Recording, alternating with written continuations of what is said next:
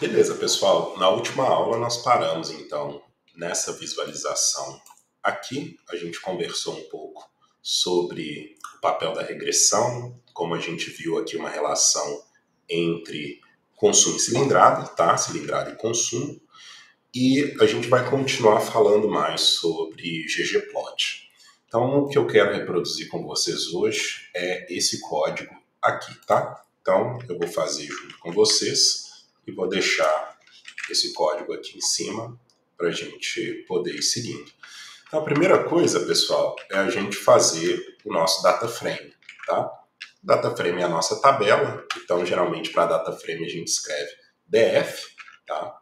A gente coloca nosso indicador, tá? Que vai aí definir o nosso objeto, e a gente escreve data frame e abre parênteses. Tudo junto aqui, ó, tá vendo que eu não dei espaço entre o data frame e o parênteses. Aí a gente pode dar enter, então eu só dei enter aqui, tá? Tá tudo junto aqui, eu dei enter para dar espaço para a gente poder escrever e construir o nosso data frame.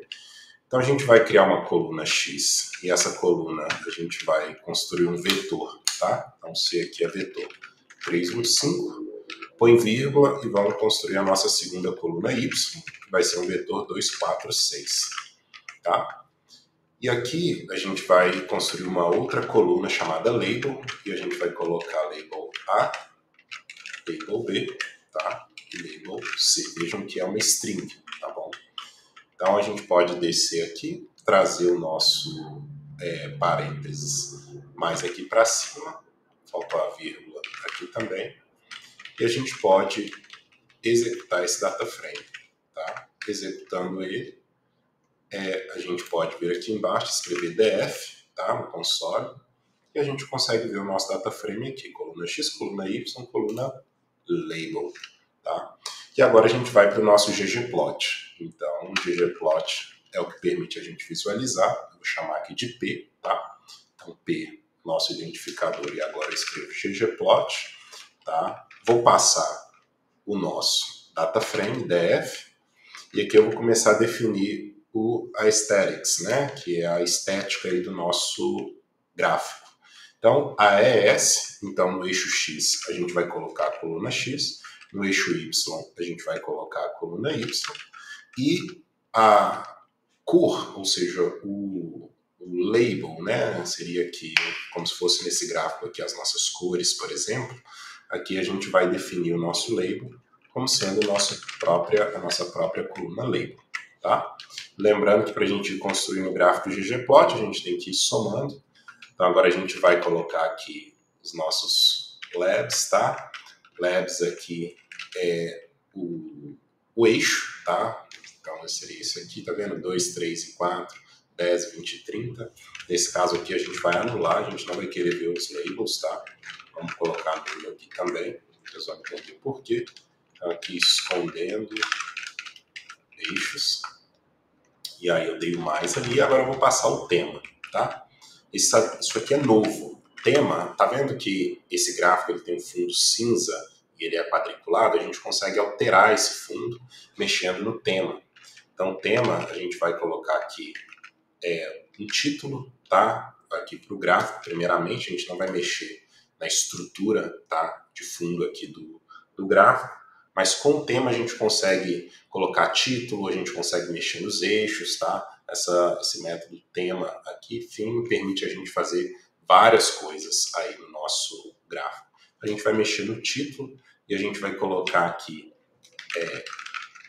um elemento de texto, então elemento text, tá? E a gente vai definir o tamanho dele como 12. E aí vocês vão ver o que vai acontecer quando a gente executar. Eu vou rodar o P, vocês podem rodar aí também, e a gente vai chamar o P para ver. Então ele só construiu o gráfico aqui para a gente, tá? O labs aqui, x e y anulado, é o nome, tá? Na verdade, então não é o axis, é só o nome, tá? Então labs aqui, o que ele tirou foi só o nome aqui, consumo e cilindradas, tá? E ele construiu, então, aqui essa estrutura de gráfico para a gente, mas a gente não plotou nada ainda. Por quê? Porque agora a gente consegue vir e fazer isso aqui, ó. P, né, que é essa estrutura gráfica que a gente montou, e a gente começa a trazer agora os nossos geomes. Então, o geome, deixa eu fazer o primeiro para vocês entenderem o que é. Escrevam aqui, ó, P mais geome point, tá? Mais aqui digititle, tá? E escreva aqui point e roda. Ó, o título é point, então o tamanho 12 foi o que a gente definiu aqui, tá? Na linha 76. E olhem só para vocês verem, eu vou passar a minha câmera aqui para cima. Mas olha só, tem pontos aqui que foram marcados, tá? Então, o geome, ele sempre vai definir qual é o tipo de gráfico que a gente quer, se é de ponto, se é um gráfico de barra, se é um gráfico de linha, tá? A gente define isso com esse método aqui, nesse caso, geomePoint, tá? E aqui a gente colocou o título.